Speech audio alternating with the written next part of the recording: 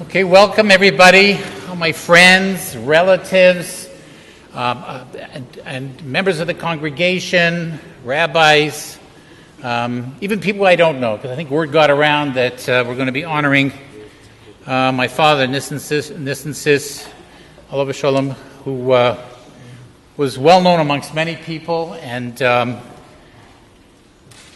thought it'd be very appropriate to have a special evening for him. I didn't ever have the occasion to have Shloshim from my mother. I really regret it. I was not aware of the custom, but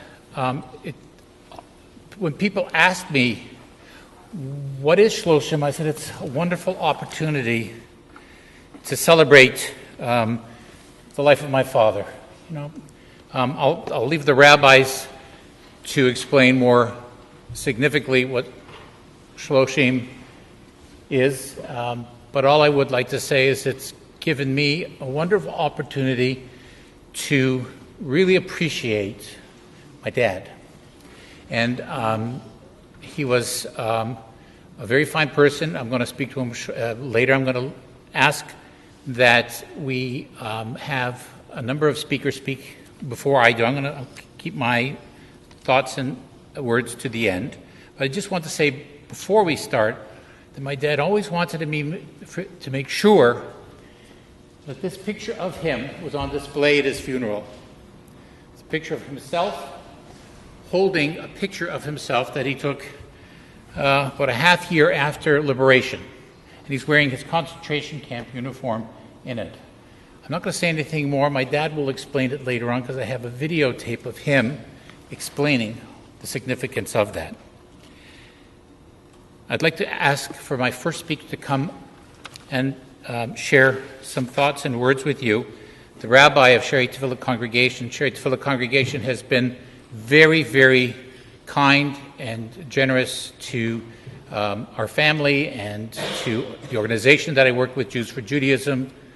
We've had programs here for 2 decades now, and it's become home central for the outreach work of Jews for Judaism.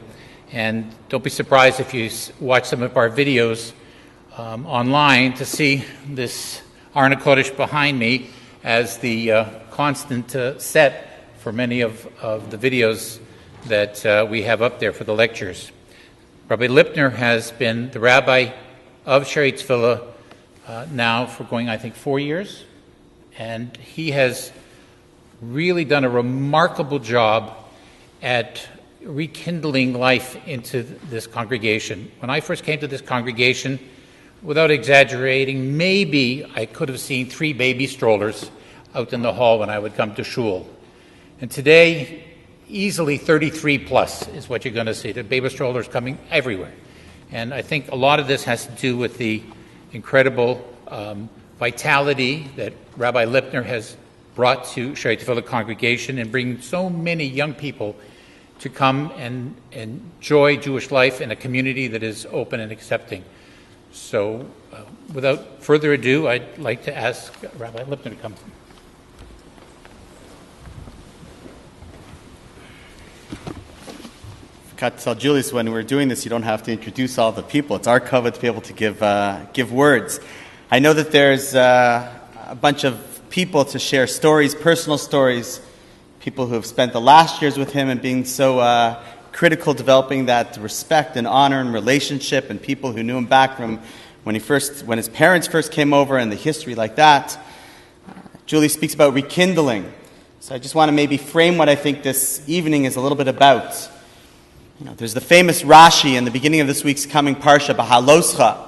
And the language for Bahaloscha in English, if you see the translation, it's when you light, when you kindle. I believe that's a word Julius just used, to kindle neshamos. So it uses the word to kindle, but as we all know from Hanukkah, when we light the menorah, we say lahadlik. We don't say lahaloscha. To bring up, we say to light. That's the proper word. So Rashi is bothered by this word, which seems to be an unnatural word, a little bit out of what you would expect. Explains, bringing down the Gemara. He says, what is bahaloscha, which means to go up? So he says the halacha of being yotze, the law to fulfill lighting a candle, is bahaloscha. I'll read it inside. Shetzarech lahadlik ad sheteh shalheves ola me'aleha. You've only fulfilled lighting a candle when the candle can be lit on its own. Meaning that very often there's a match, and when you light with the match, so the candle is lit. But sometimes when you pull the match away, the candle doesn't have the strength to last on its own. And really, that's not called lighting the candle. It's got to be able to stand on its own. And I think the life of Nison, along with his Eishes Chayil, this could be a little bit of a Shloshim and a cover for both of them if we didn't have the opportunity to do it the first time. I think that to be able to live a life that persevered through so much difficulty is one thing which I think someone in my door, my generation, can't even begin to understand and appreciate, just surviving and continuing on. But the picture that you speak about, spoken about often, about how special that was, it was the idea of all the neshamos that didn't necessarily make it through in physical form, but they represented something. And to see in your mishpacha, and the mishpacha that he leaves over, and the work that you do, it's bahaloscha, realizing that those values really, you know that they were important when they were communicated in a way where they can continue on. I think that happened through you. I think it happened through everyone that he touched and came across. They saw that strength and were inspired by his perseverance to go up and to be able to carry on as well. And I think this evening we speak about very often, and I'm sure many have heard the words of an aliyas neshama, that the neshama should go higher.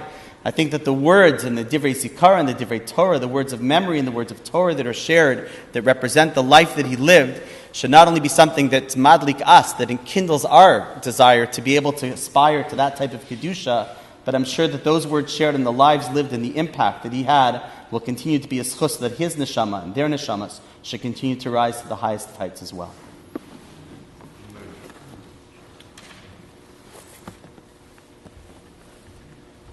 Thank you, Rabbi Lipner. I'd like to call upon another very good friend of our family, someone who has been a source of strength for us at times of weakness, and really a wonderful friend and a listening ear, someone who had an impact on my father as well. I'd like to call upon the rabbi of Bais, Yoseph. I was afraid I was going to get that wrong. Yeah. Well, by the way, I would like to say one thing. I'm going to be doing this all night because nobody told me the rules of how you do Shloshim, so I'm doing it my way. Okay. But I want to take the opportunity to you're going to hear the word neshama come up. Some people here don't speak Hebrew. The word neshama means soul. And if I'm not mistaken, I think we still have my father's soul lingering amongst us right now. And so the neshama, the soul of my father, is, I feel, getting incredible pleasure. Oh, you hear me?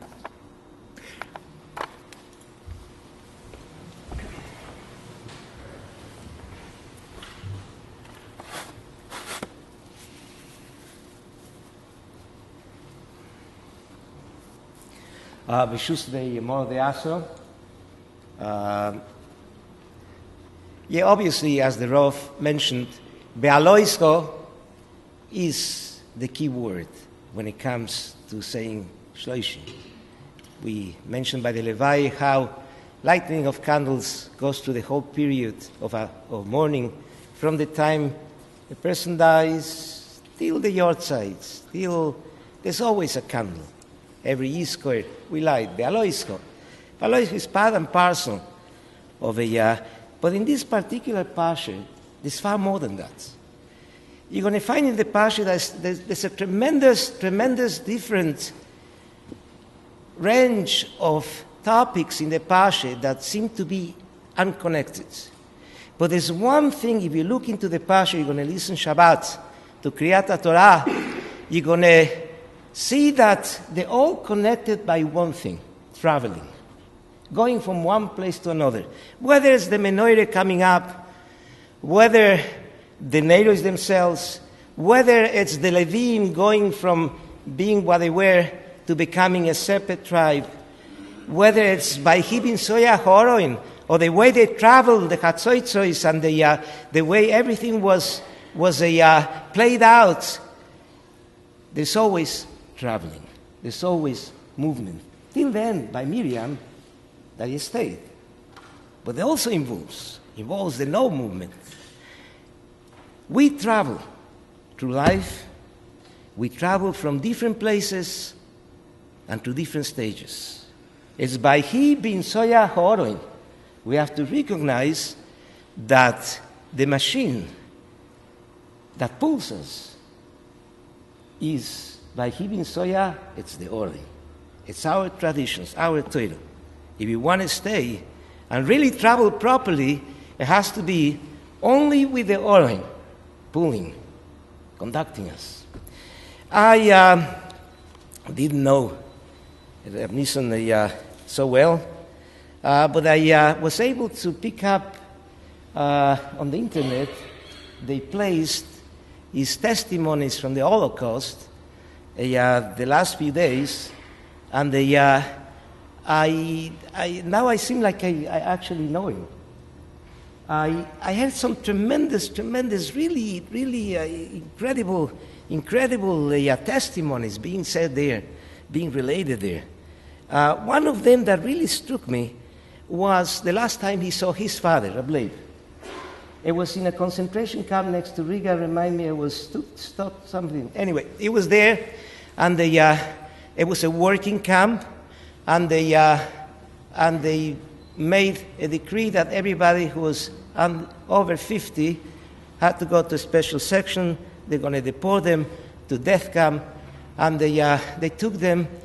His father was then 52, and he put his life in danger just to go to that particular place where he was, on that section, just to see him one last time. And his father got angry at him, and he told him, "Listen, what are you doing?" And he said, then he tells him, "You know what? Thank God you came." And he said something most incredible. At that time, they didn't feed them anymore. So they were kind of just coming apart. So he said something so strange. He says he took parts of his cheek. They were falling apart, right? And he says that struck into his mind. What's happening? What's happening? And then he tells him, "I want you to remember, listen, I want you to remember my son always. Where we came, family Ciss. It should not be forgotten. It should keep on going." And then he tells in the beginning of his story that his father was a chazan. It was in Dvinsk, in a small shul. He couldn't remember the name of the shul or the name of the rabbi. But his father was a chazan, and he says one of all the things on that tape, of all the stories, the thing that brought tears to his eyes is when they were standing Yom Tov, and he would cover all the 7 children with his talis, and they would all be singing together. That voice should not be diminished, should not be standing still. It should be keep on going. It should be by he bin soya horoin, because that's what he wanted. And then, very interesting, he had in his diary 2 pictures of the Or Sameach, the Simche Akoin of Dvinsk, and the Rogichov. The Or Sameach he didn't remember well, but he said when he was a kid, right, going to his shul, he would cross over with the Rogichover, and the Rogichover would tell him good Shabbos as a kid. The Rogichover, of all people who was always immersed in learning, he would tell him good Shabbos. Now, Rabbi say, Shloshim is indeed, as Julius mentioned, the end. But what a story. What a Vayhi bin Soya. It began with a chazan in Dvinsk. And you know how many Be'alois Chois, those neshames together with Rabbi Skobac, how many Be'alois Chois there have been? How many people have they returned to Yiddishkeit? How many people have become closer because of what Julius is doing? Lighting those neshames, bringing them back to the proper way. The Vayhi bin Soya Oron, by incredible journey as it has been. And now, it's came to his end. The neshama goes practically now back home to to Leyoim Shekuloi Shabbos. I'm pretty sure, knowing what we know, that the Rogichover is once more standing there to greet that the Shomer and telling Nison Ben Leib, good Shabbos.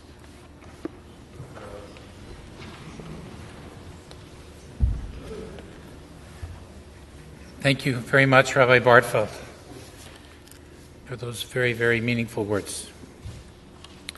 You know, my father spent much of the last 6 of his years in a situation where he really couldn't take care of himself.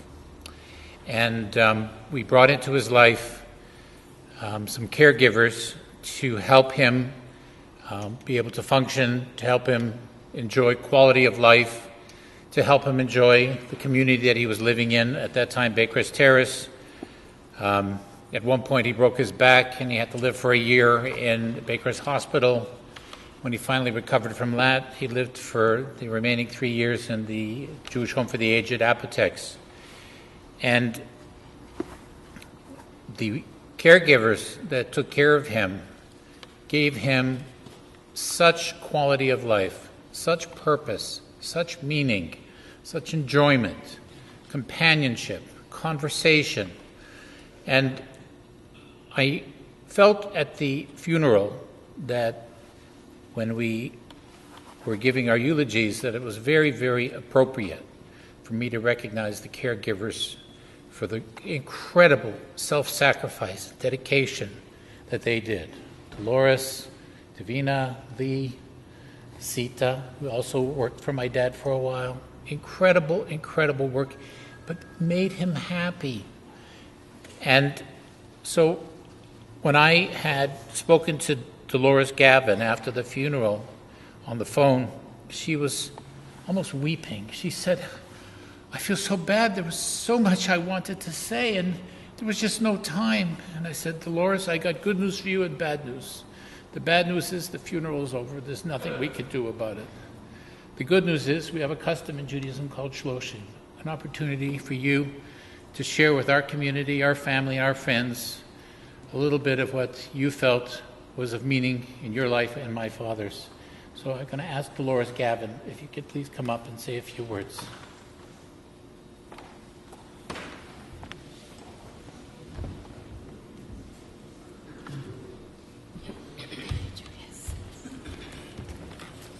Good evening, everyone. Good to see you all again. Okay, a tribute to Mr. Nison Ciss, who is no longer with us, but his memories lives within our hearts. I was one of Mr. Nison Ciss' caregiver for many years. Mr. Ciss was a remarkable man. He was classy, clean, neat. Everything that we do in our care towards him have to be in order, in place, almost perfect. He was a no-nonsense man. He used to tell us so many stories. Some would almost bring us in tears, and some would have us laughing our heads off. That was our Mr. Nison Ciss. Mr. Ciss was a lover of flowers. He used to tell us about his lovely flower garden, to the many fruit trees in the back of his lovely house. Oh, can't forget the water fountains, one in the front and one in the back. He used to love to sit in the sun. He would sit in there all day if you allow him. Mr. Ciss did love life, and he had a good life, and his family loved him very much.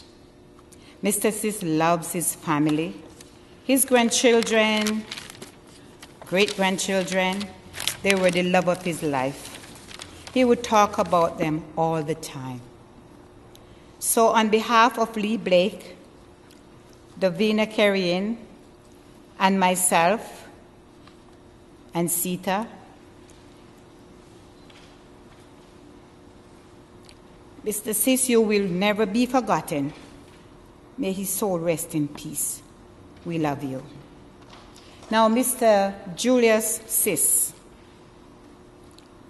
If love, caring, attention could save your dad, he would be alive today because that you gave to him. Even though you're coming to see your dad, you would call me in the morning just to ask me, how is my dad doing? You were never too busy or tired to attend to your dad's needs. We call you concerning your dad, you would say, I'll be there in 10 minutes. We call you, you're there. We don't call you, you're there. Still there. Every step of the way, night and day, just to make sure your dad is okay. You are the best son anyone could ever have. You have outdone yourself. May God continue to bless you and your family. It was a pleasure knowing the Ciss family. A big thank you from my family and I. Thank you.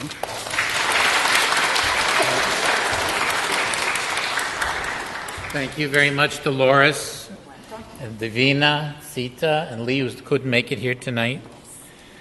It really means a lot to us that you are there to give my father, I believe, happiness. Yes.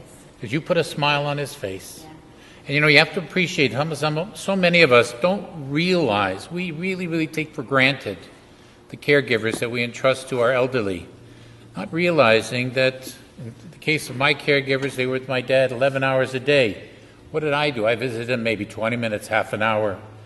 And they have the opportunity to really have a big impact. So thank you so much from the bottom of our hearts. We really honestly appreciate it. Delores mentioned how much my father loved his grandchildren. And one of the grandchildren is here tonight, Nison Ciss, my nephew. And Alon has, by the way, I'm going to be distributing some leaflets later on so that you can go to the website where Rabbi Bartfeld made reference to some of these videos. Actually, I can just tell you, go to juliusciss.com, and there's going to be a big thing that says, click here to see videos honoring the memory of Mr. Ciss. And so the juliusciss.com, and you'll get some of these videos. But in those videos, my father very much expresses his love and for his grandchildren. So I'd like to ask my nephew, Alon, wherever you are, to please come. There he is. Okay.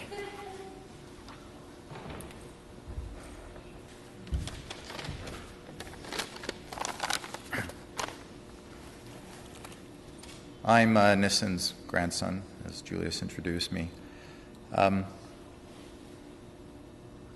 As this day was approaching, I thought it would be appropriate to watch Zadie's Shoah interview, which Julius indicated would be online if you want to take a look at it. I watched it with my wife and my son David and Karen. We had never seen it before, and I thought it would be a good time to do so. For the last 30 days, I had so many reminders of him, including pictures which my daughter strategically placed in the high traffic areas of the house, so we couldn't miss it. The interview had been conducted around 22 years ago, before I had met my wife. And unfortunately, the Zadie that my kids knew has been slowly in decline, either walking very slow with a cane, in a wheelchair, or confined to a hospital bed. I wanted them to get another image and impression of him, one in which they could get a sense of his energy, strength, vigor, gentleness, and his amazing storytelling abilities.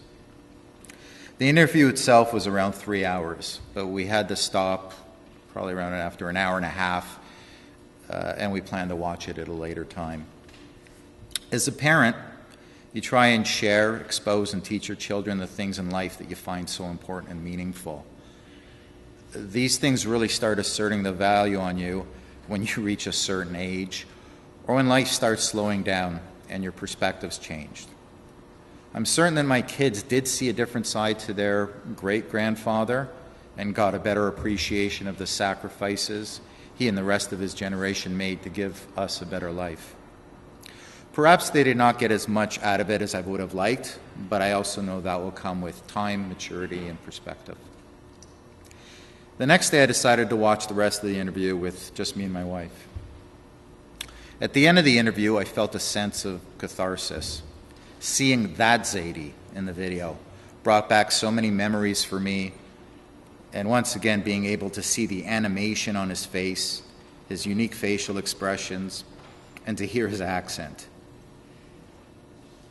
At the end of the video, Zadie talks about he went back to where his father was being held, destined for death. His father, horrified that he had come to this place and risked death himself in order to see him one last time. His father ordered him to save himself, to carry on the Ciss name, and that's exactly what he did. He talked about coming to Canada with no money in his pocket, being a simple Schneidermeister, having 3 boys, then grandchildren, then living to see his great-grandchildren grow as well. Not only did that give him nachas, but the happiness that it gave him gave us nachas in return. Although my Zadie's life had many moments of pain and sorrow, it was also filled with simchas and fulfillment, weddings, birthdays, bar mitzvahs, brises. As I was preparing this speech and reflected on his life, I found myself getting a little embittered at my grandfather's life and all the hardships he went through. Perhaps it came through the first draft of this speech, which I read to my wife. She looked at me in horror, as if she was hearing a Stephen King novel, and threatened to divorce me if I read it. It wasn't until I watched the video and talked to my wife about his life that I realized that all the nachas he had outweighed everything else and made life something to live for, enjoy, and cherish. Zadie appreciated everything. He never took anything for granted, no matter how small or trivial. I'm sure you're going to hear in other speeches tonight the phrase, everything is going to be okay. In his passing, he taught me that it doesn't matter what you have. What matters is who you have it with. And perhaps in the back of his mind, he knew that when he said his last words, everything will be okay. Thank you.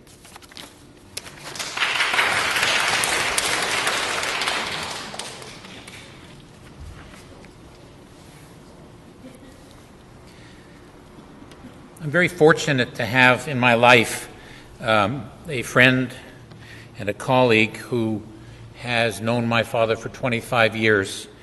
And when Rabbi Skobac came to Canada back in 1991, he couldn't help but avoid my dad at our Shabbos table, at simchas, at different affairs, and volunteering at the office. I think Rabbi Skobac had an opportunity to see him many, many times, Pesach Sadarim.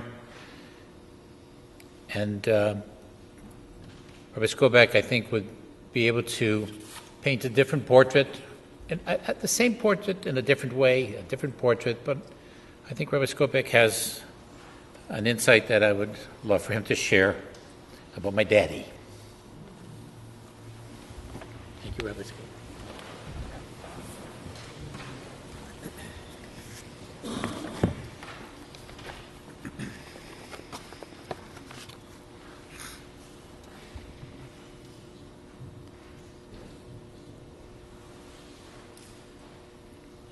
Julius's father, Nison Ciss, was born in Dvinsk, 1925, 1 year before the passing of the city's great Rav Meir Simcha, the Or Sameach.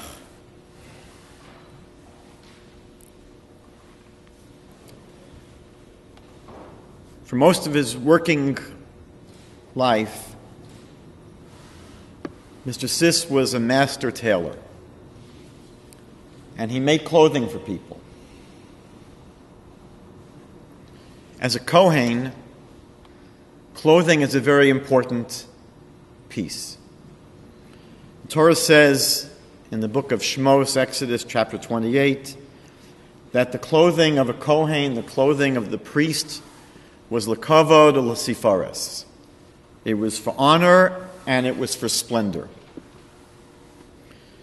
The Ramban Nachmanides says that the clothing of a Kohen was basically royal clothing that was supposed to be royal. And the Maral says that kavod, honor, is from the word kaved, weighty, important. We know that Nison Ciss was a Holocaust survivor. And in a way, he wore this as a badge of honor.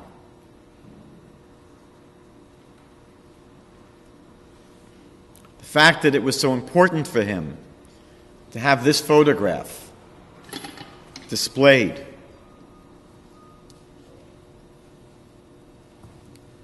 at the end of his life and at the Shiva shows in some way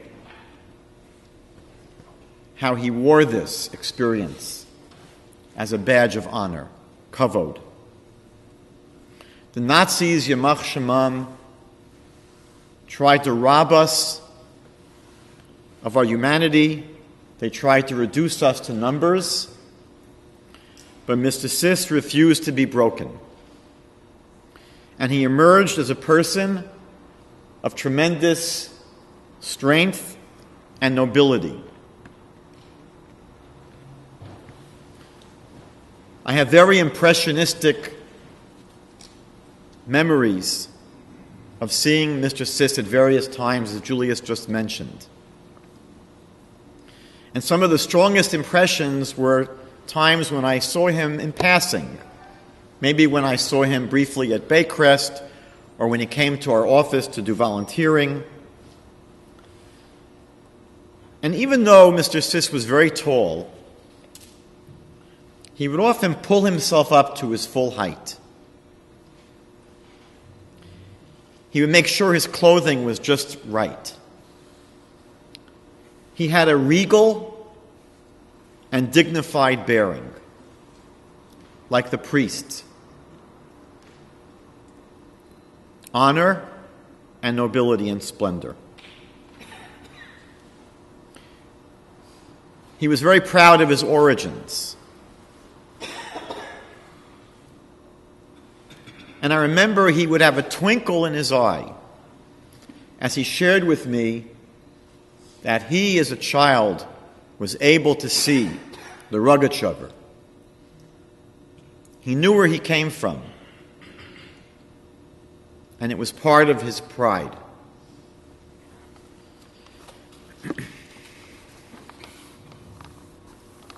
When I think of Tiferes, the priest's clothing were for kavod, for honor, and Tiferes for splendor. And I think of something that's really indeed splendorous. I think of the way that Julius was so totally devoted to his father, fulfilling the mitzvah of Kibud Av. The devotion that Julius had to his father was an incredible testimony to the dad who raised him.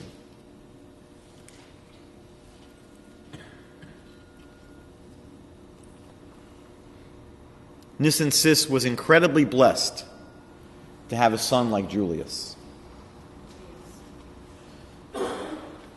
He was absolutely steadfast and unwavering in his dedication with tremendous Mesiras Nefesh to caring for his father. And I think that Julius's caring for his father was a divine service, like the service of the priest serving in the Holy Temple. Our sages explain that honoring parents is very closely related to honoring God. The Kli Yakar explains that that's why in the Ten Commandments, even though honoring parents seems to be a commandment that involves interpersonal relationships, it doesn't appear on the side of the tablets that deal with the other interpersonal relationships. It appears on the side of the tablets, the first 5 commandments, that deal with our relationship with God. Because ultimately the Talmud says there were three partners in our creation. Each one of us has our mother, our father, and the Almighty. As Kohanim, as priests, it was very likely that the name Ciss, or Zis, is related to the tzitz that was worn by the Kohen Gadol, one of the special garments worn by the high priest. It was a golden ornament on the forehead that had written on it, "Holy to Hashem," holy to the Almighty. And I think that aside from his incredible service to his father, the other incredible heroic service of Julius, which is again such a dramatic and powerful testimony to his father, was the incredible and is the incredible dedication and self-sacrifice that he has devoted himself to in the life-saving work of Jews for Judaism. I can tell you there are probably not many people, I can count them probably on one hand, not many people who actually know how devoted Julius has been to this holy work. People don't really see it. But a handful of us know that every ounce of his being, every ounce of his strength is given over to the work of Jews for Judaism, much in the same way that every fiber of his being was dedicated to caring for his father, especially in the difficult last years of his father's life. And this is truly an incredible testimony to Nison Ciss, Julius' loving father. His neshama should have an aliyah.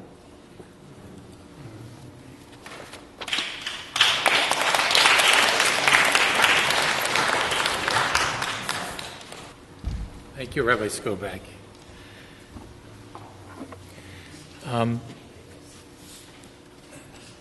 Probably one of the most unique people in my father's life showed up in his kitchen one evening in April 1996. When Miriam Ciss came into our lives, before we even took her home, we felt that the first place we must take her to is to Zadie and Bubi. And we took her home from the hospital, drove to my parents' house, and the look of joy on my parents' faces when they saw little itsy-bitsy Miriam. Notice I said little itsy-bitsy. Her nickname is Mitzi. Can you imagine? Little itsy-bitsy Mitzi. She was only 4 pounds, 3 ounces. Very, very tiny. I could hold her in my hand like that. I sometimes did, and people yelled at me. But I would like my father's favorite granddaughter to come up here and share a few words.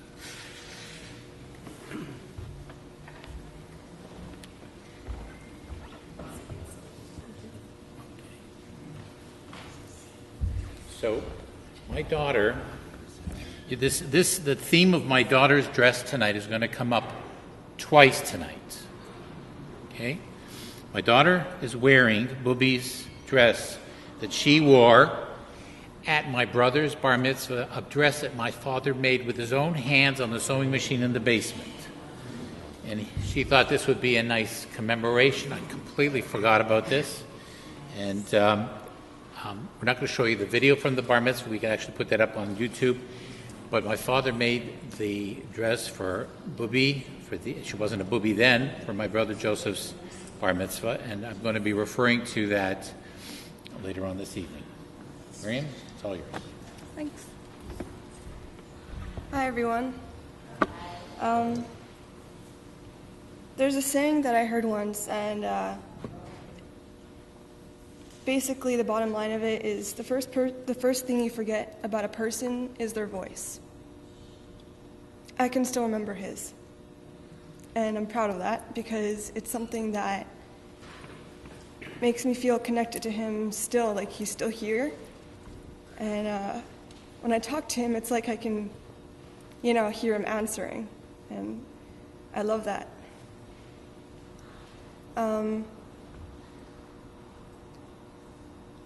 Zadie was someone who had an extremely hard life, and yet he loved every single minute of it. He lived it, he loved it, and it loved him. And so did all of his friends and his family. And I think that's what life is about, really, is who you have in it and what you make of it. And my Zadie gave me the definition of life. And that's something that I won't forget. Thank you.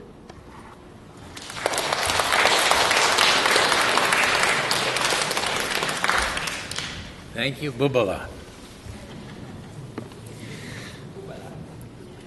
Next, I would ask somebody who I've known for many, many, many, many, many years, who I regard as a good friend and somebody who we enjoy as a Shabbos guest many, many times at our house, someone with a beautiful voice and a beautiful heart.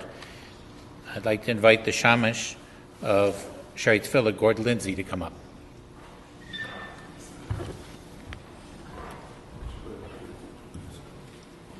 Okay, B'shus Harav. Shalom Aleichem, Malachei HaShaarei, Malachei Elyon, Mihu Melech Malchei Amlachim, HaKadosh Baruch Hu. These words created a very unique relationship between me and Mr. Nison Ciss, alav shalom. Reb Asher Turin, he should be well, had asked me to come to the Baycrest Terrace, which is the independent living facility at the West Campus of Baycrest Center, to sing Shalom Aleichem and to make Kiddush and sing some Zmiros every Friday night when the days were long enough for the people there, the residents there, sitting down to have their dinner, their Friday night dinner. He felt there wasn't enough Yiddishkeit, so he asked me to do that, and I did that. And of course, when I do that, I would walk around the entire dining room singing Shalom Aleichem, making Kiddush, going all the way around all the tables, and afterwards I would go and greet everyone, wish them a good Shabbos. Sometimes I'd have some challah to give out to them from the head table. And they all appreciated it. But no one appreciated it on anywhere near the incredible level that Nison Ciss, alav shalom, did. He was like, it was, to me, totally disproportionate. I'm just singing Shalom Aleichem, making Kiddush. But he thought that was absolutely over the moon. And he never stopped praising me. I got embarrassed. He never stopped praising me so effusively for me for doing this. Whenever I would come around to the tables, when he was there as a resident, he would praise me to the skies. And also when I went over to Julius and Siss's as a Shabbos guest, and he was there, he said, "This is a great man. This is a great man. He's a prince. He's a prince." And when I went to the table by him to say Good Shabbos at the terrace, and even at Julius and Claire's, he'd take my hand. He'd kiss my hand. He was so over the moon enthusiastic about me doing that basic mitzvah that I was doing for them, and I still do at the terrace. So I wondered about it. I wondered what is so special about what I'm doing. Here's a man who went through the incredible upheaval and torture and tension and terror and the loss of dear family through the Holocaust, something I can't imagine myself going through and surviving. He went through all of that. He and his wife, Yafa Shendel, alav shalom, came to Canada, built up a whole new life, did all kinds of wonderful things, raising a family, starting a business. And so what is so great about what I'm doing compared to what he has been through what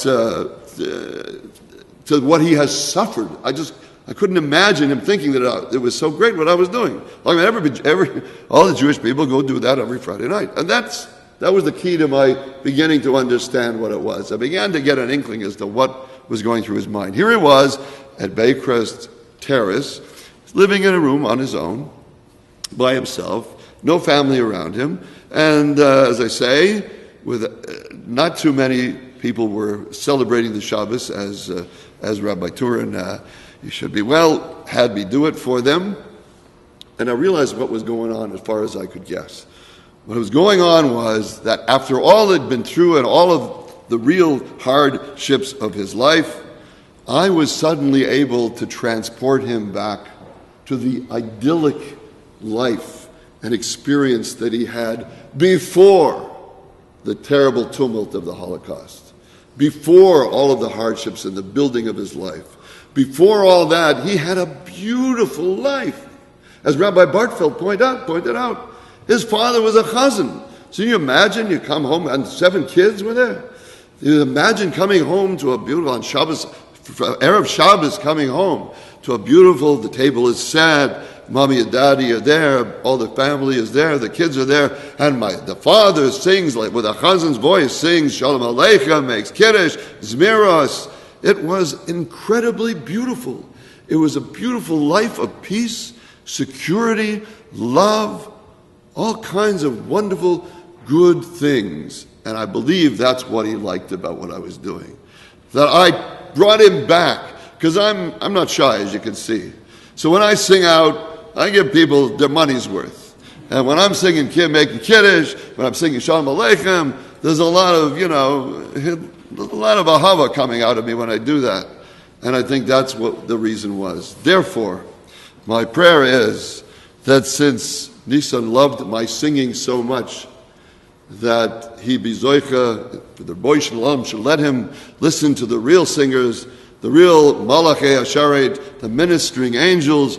Nison should have a front row seat to listen to them sing Tehillim, praise to Hashem every day of his life, of his new life that he wants. The Shamash should have an aliyah.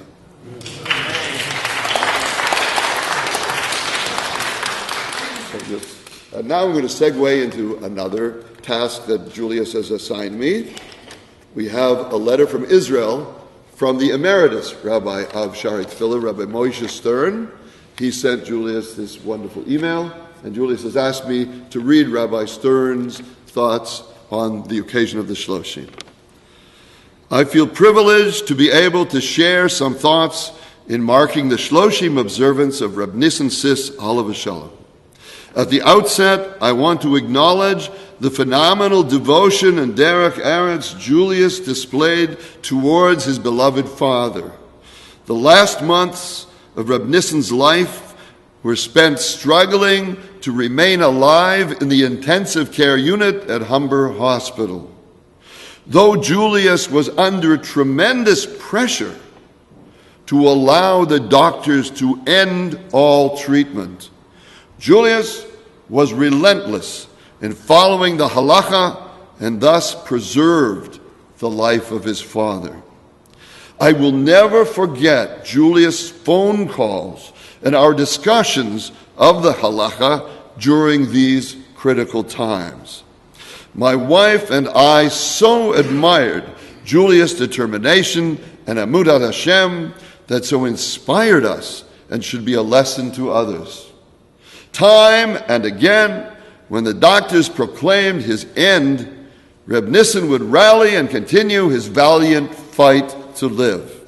Reb Nison Ciss was a Holocaust survivor, and his passing is again a reminder that the survivors are diminishing, and it will be up to the next generation to keep the memory of those horrific events alive and shared with our children and grandchildren. Reb Nison experienced numerous tragedies in his life: the passing of his wife Helena Aleh Sholem, the loss of children, but he always maintained a positive outlook and never displayed bitterness or ill feeling. His motto was, as has been said, Ze wird sein gut. Everything will be well. He was a proud Jew, and I cherish the time we spent conversing in Yiddish.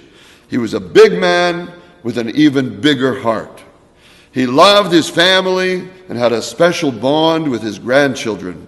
He had a great influence on Julius, and considering the kiruv work Jews for Judaism is performing, Reb Nison will surely be welcomed into a special place of honor in Gan Eden.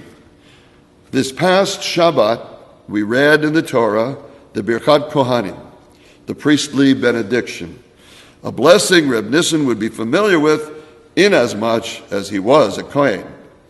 May the blessing of peace be Reb Nison's eternal reward as he is now reunited with the families he lost in the Shoah, and since then, may his memory inspire us all to strive to perfect our personal commitment to Torah and mitzvot. With great respect, Rabbi Moshe Stern.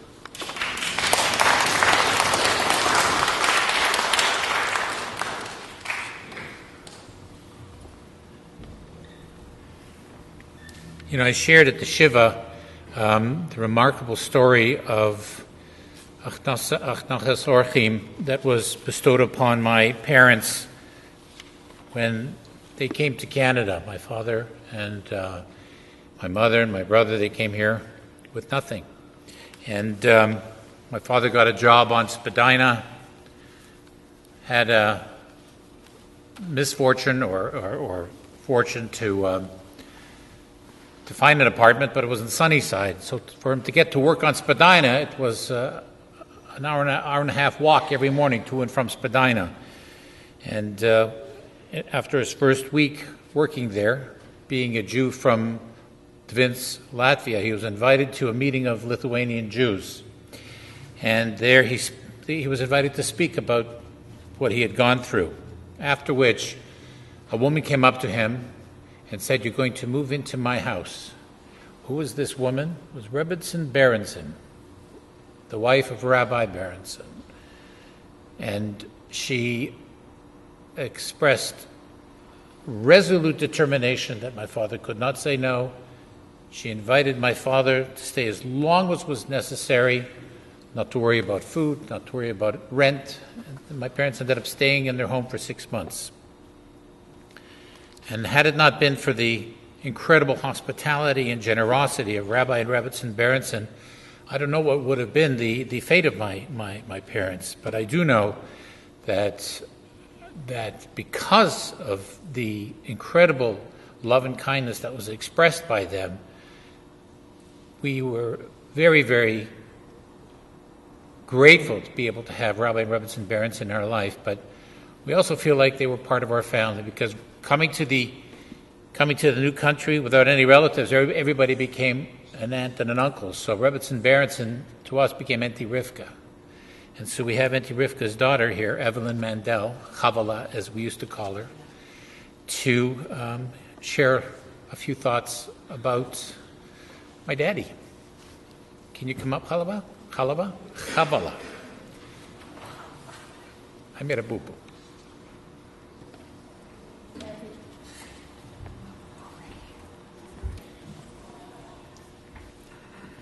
About 60 years ago, I remember coming home from school. And finding a family in the house. What's going on?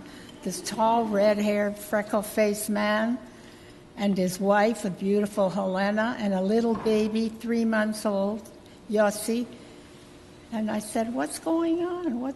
Anyways, my mother invited them to come live with us, and we got to be very close. I remember my mother used to warm up a bottle for Yossi in the middle of the night so that Helena and Nison didn't have to wake up.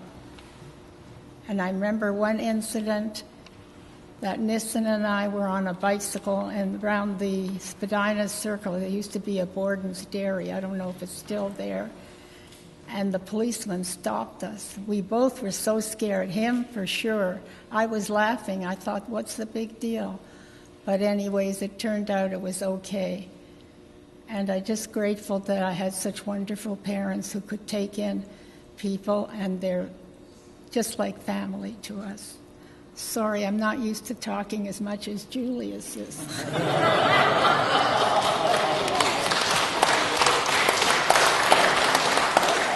you very much. Thank you so much, Chavalah.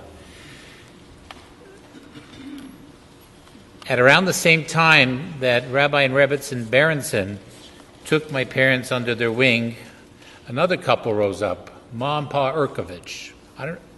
They became Ma and Pa for our family, our grandparents, and their children became our aunts and uncles, Uncle Harry, Auntie Penny, Auntie Rosie. We had family. We're not so sure what the definition of auntie and uncle really meant, but they were our aunties and uncles. And one dear, dear friend of mine is a part of that family, Michael Hart, a grandson of Ma and Pa Urkovitch. So I'd like Michael, if you could come forward and just share some of your reflections on my dad and your family. Thank you.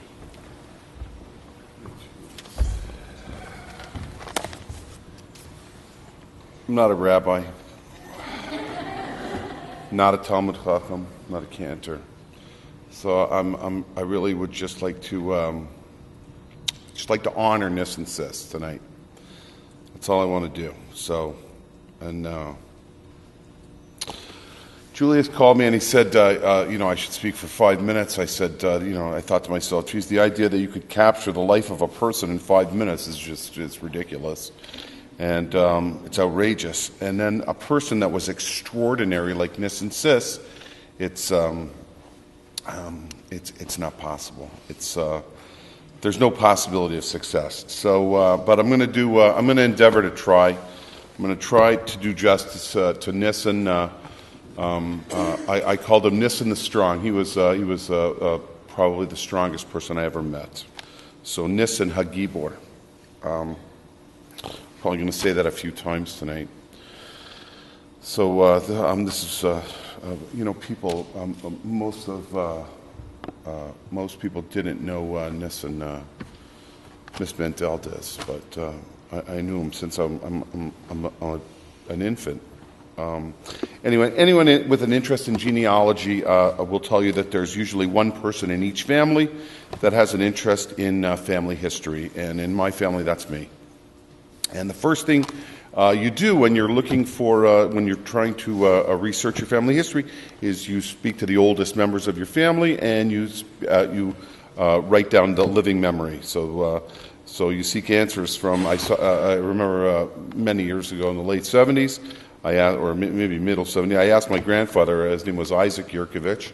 I asked him about the family, and he, and I wrote it all down. He came from.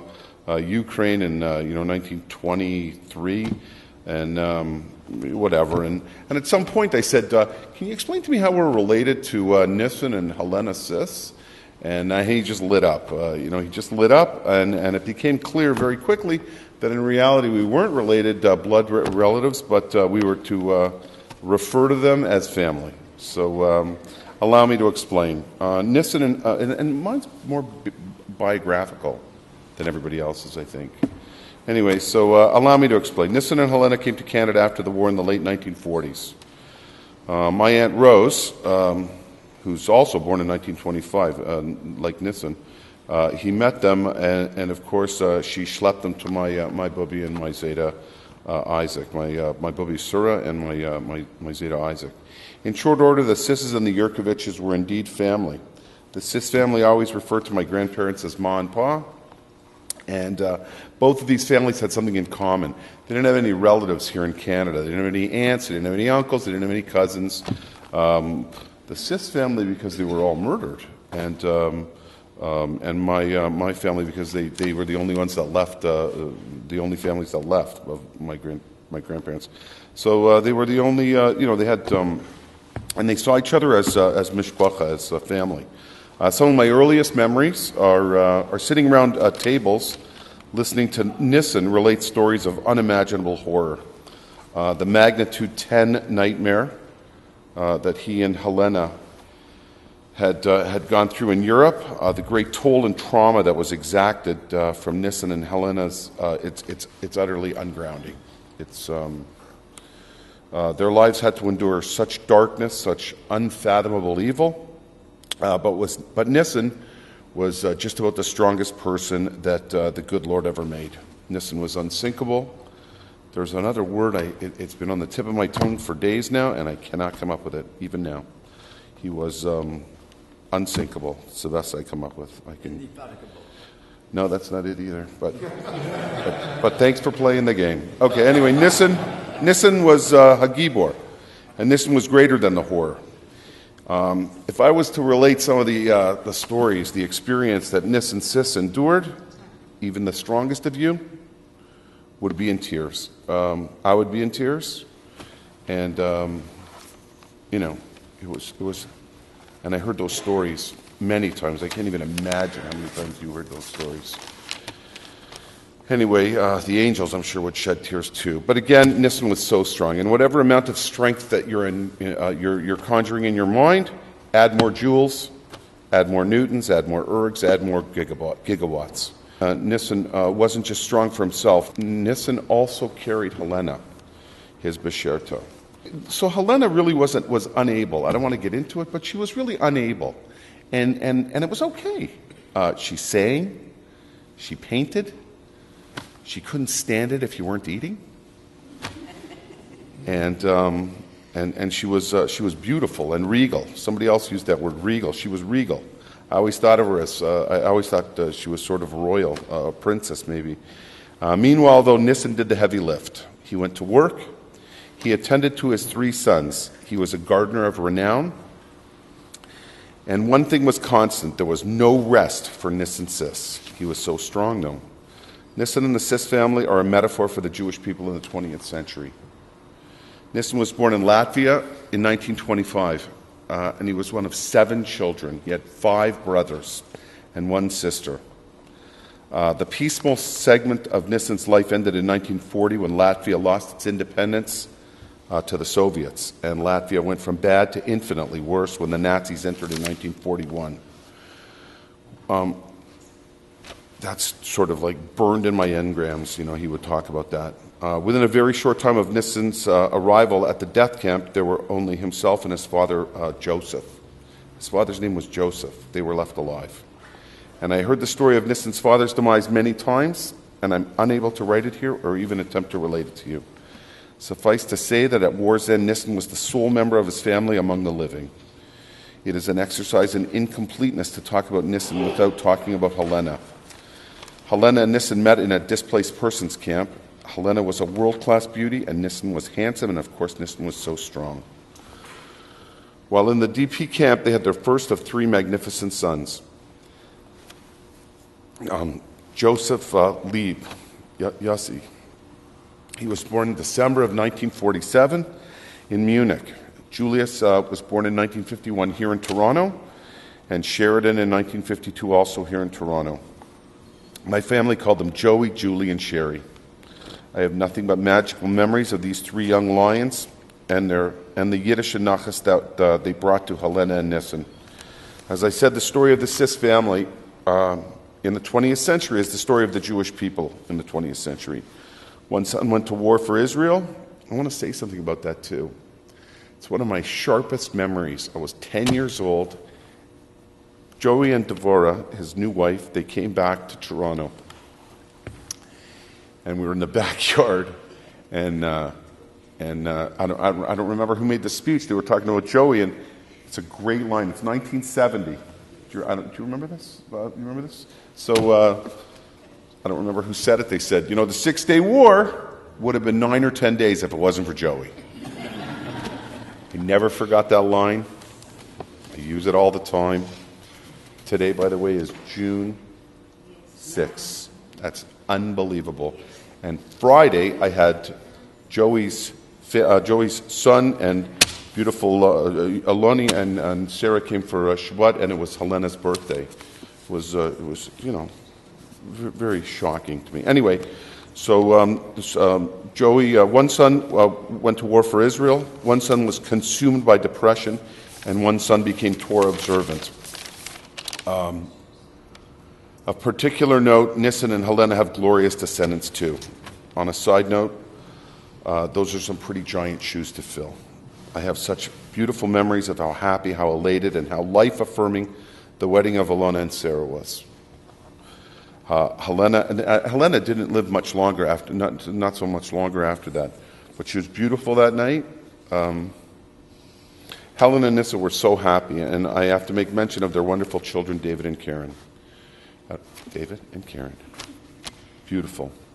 On a side note, we believe that we are in closest proximity to God during the Ne'ilah prayer and under our chuppahs.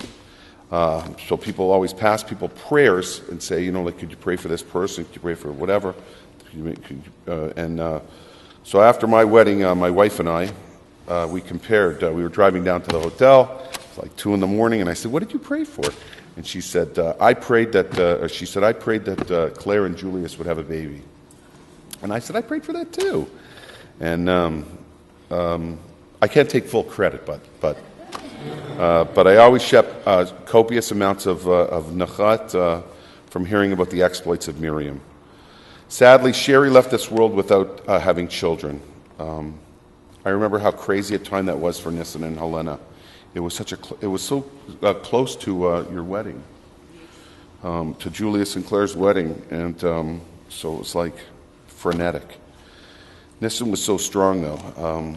I guess at this point, the point is that if you ever get a chance to ask Nison about his grandchildren, you would see what it was like being in the presence of a 10,000-watt light bulb. When I was growing up, each Yizkor on Yom Kippur, Pesach, Shavuot, and Shmini Atzeret, my mother Penina, of blessed memory, would always light an extra yahrzeit candle. She taught us, that there were so many people that don't have anyone to light for them and to remember them. And I encourage everyone to take this tradition on. Every time we light yahrzeit candles since I was a kid, I always think, had the Germans made their memories be erased, had their way, these extra yahrzeit candles would have been for Nison and Helena too. Nison Ciss was a big, strong man. I was blessed to have known him. In Tractate Megillah, it says that a diamond of great value may be lost, but it's still in the world. It's only lost to its owner. While it turns out that John Donne was right and each man's death does diminish, it also heartens me to think that Nison, Hagibor, and Helena are together, and Nison is reunited with Shaarei and those that were so violently taken from him. May his great neshama have an aliyah.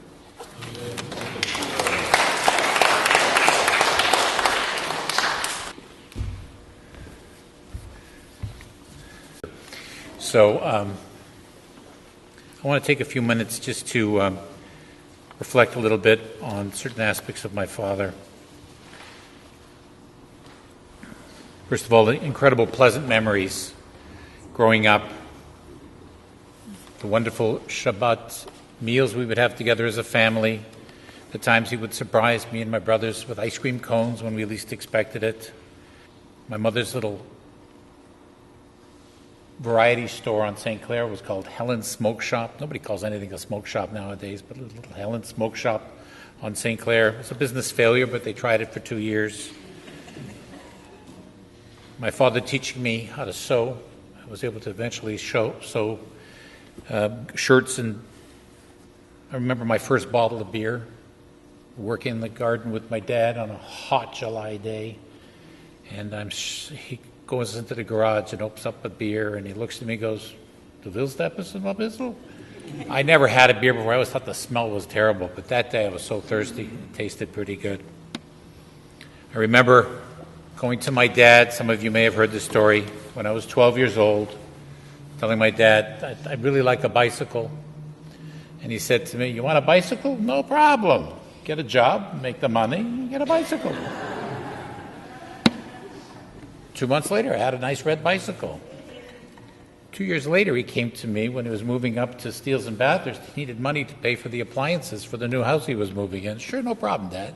I was 14. He taught me to work. You want something, you strive, you work for it. You set goals, you achieve them. Nothing in life is going to be a handout. At least if it is, you're not going to appreciate it. You appreciate it if you have to work for something. I remember very fondly my experiences in shul with my dad. They were very vague, but I remember sitting in a pew like this at Shaarei Shamayim on St. Clair, and he'd be with his finger, he had huge hands, showing me where we were in the siddur, or if we were following along in the Chumash.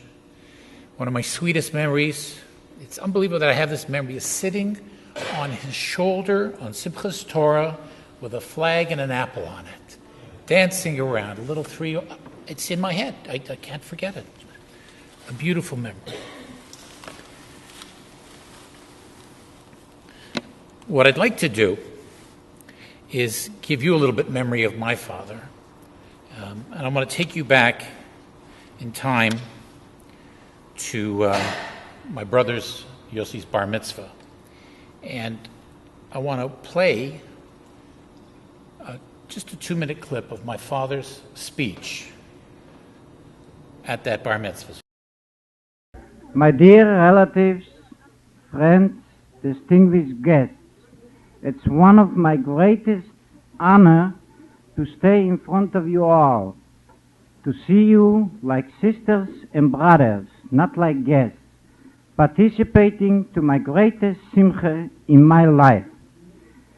After I've seen my son today saying his mafta in a shul from 1,000 people participating for davening, and each of one of them was the greatest honor to come out from the exit and to shake hands and to wish him a lot of nachas in the years to come. My dear son, it's one of my greatest honor to stay in front of you after a day which you said I'm after, which that's what I was praying for. That's what my father taught me, and I gave my best to you. I hope in the years to come we should have a lot of nachas from you, and you should be an example from all the Jewish families. They should go to the Hebrew Jewish school, and they should learn how Jewish boys has to get education. I hope that you'll go on from now on as far as you can go to reach the best of your ability. I would like to express my deeply thanks to all my guests and friends for participating to this great simcha. Thank you very much, and a lot of nachas for you all. It's a taste of who my father was. You know, it's a shame that we didn't quite give him all the nachas he could have gotten. We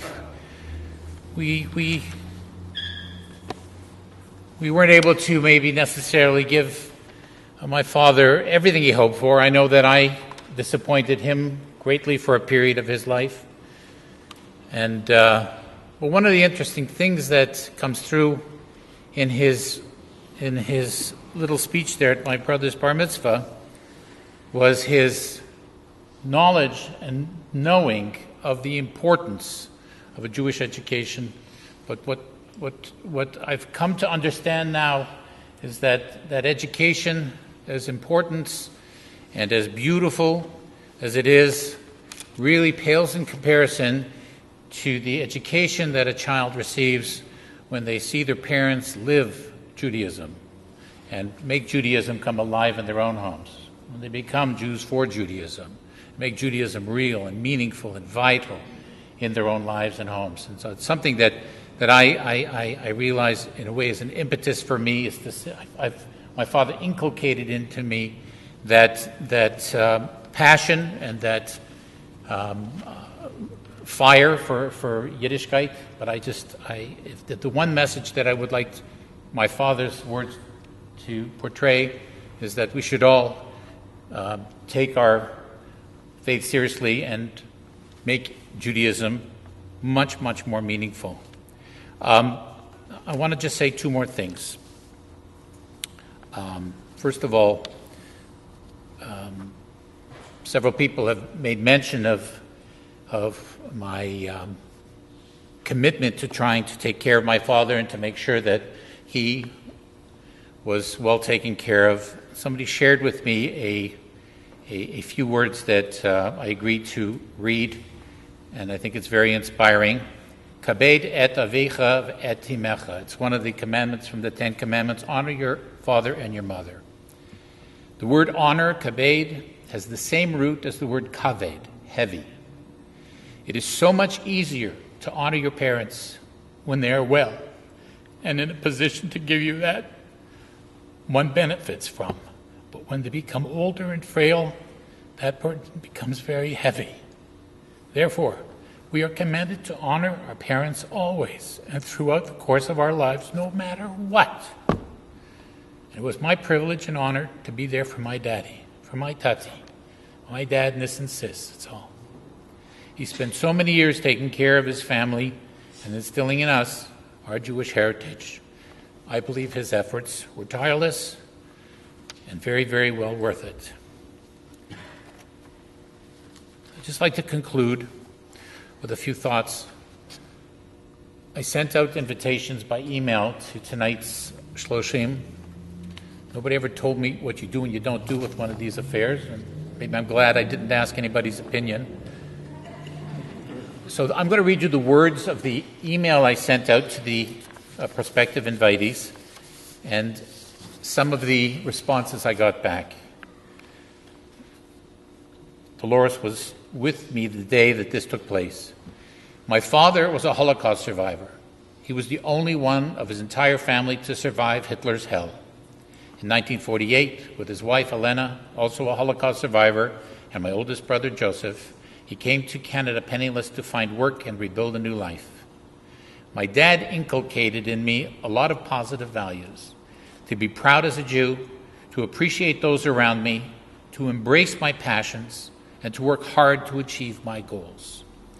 And although I made some really big mistakes in my life, I was always assured that he loved me. My father spent the last 9 months of his life in the intensive care unit in Humber River Hospital. On August 5th, he was admitted with congestive heart failure and pneumonia. Soon, he couldn't breathe on his own and needed a ventilator. Then a tracheotomy was inserted into his throat, disabling his ability to speak. He had to have a feeding tube because he could no longer swallow. Then he had kidney failure and to go on dialysis. And there was more, but I'll spare you the agony. And although he could not talk, he would smile and tell the caregivers and the nurses, "I love you," by carefully mouthing the words. Then he would often blow them kisses. But most inspiring was what happened 2 months before his passing. While I was sitting with Delores, his caregiver, his trach tube got twisted briefly, and for a quick moment it enabled him to utter just one sentence to us. It was the last sentence I remember him saying to me. He turned to us, to me and Delores, and he said, "Everything is gonna be okay." Amazing, but that was my dad. No matter how tough things got, he had a positive attitude and hope. Everything is gonna be okay became the theme of our Shiva and the Shloshim as well of Nison Ciss it's all.